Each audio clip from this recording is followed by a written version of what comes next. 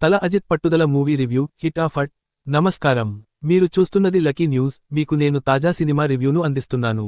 Kollywood top star తల అజిత్ కుమార్ నటించిన తాజా చిత్రం విదాముయర్చి, తెలుగులో పట్టుదల పేరుతో గ్రాండ్గా రిలీజ్ అయింది.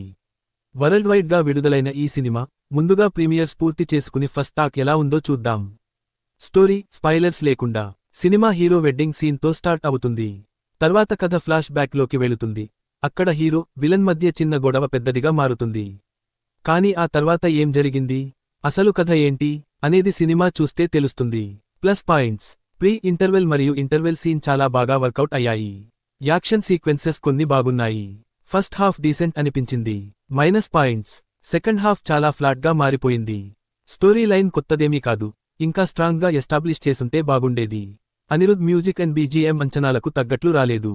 ఫైనల్ వర్డిక్ట్: మొత్తం మీద పట్టుదల cinema average to above average రేంజ్లో ఉంది. అజిత్ ఫ్యాన్స్కి ఓకే అనిపించినా కామన్ ఆడియన్స్కి ఎంగేజింగ్ అనిపించాలి అంటే ఇంకా స్ట్రాంగ్ కంటెంట్ ఉండాల్సింది.